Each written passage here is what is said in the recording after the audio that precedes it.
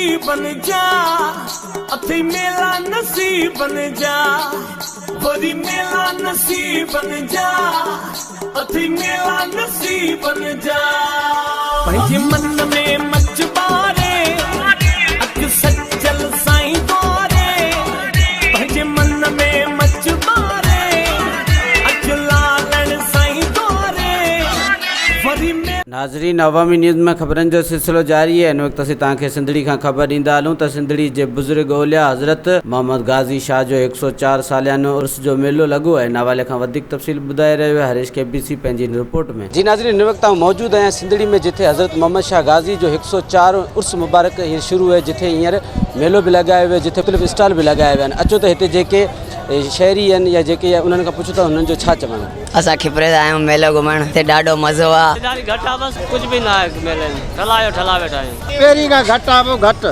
अरू जी महांगाई आहे, पठाणनि जो दौरु आहे न, महांगाई अथव। मेलो माशाल्लाह सुठो पियो हले, ख़रीदारी पर महांगाई जेका आहे सा तमामु वधीक थी वई आहे। न शुक्र आहे, भली रशदारी महांगाई बहुत है। विषय भाई हुकूमत इमरान खान तबाही करे छॾिया, ॿियो छा जी करे हिन वारा घटि थी निकिरे। बसि महांगाई पई आहे, हर कोई दान थो करे त ग़रीब छियाऊं हीअं ॿिए ही दरगाह मोहम्मद शाह ते जेको आहे क़दीम ऐं रवायती मेलो लॻंदड़ आहे, जेको हर साल लॻे थो।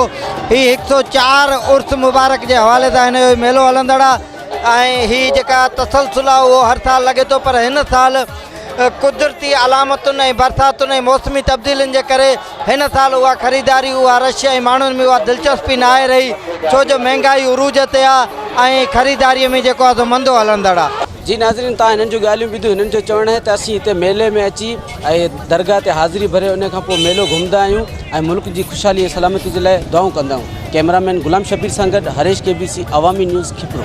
वधीक ख़बरनि ऐं तफ़सील जे लाइ विज़िट कयो असांजी वेबसाइट awami news hd.com ऐं ॾिसंदा रहो अवामी न्यूज़ HD।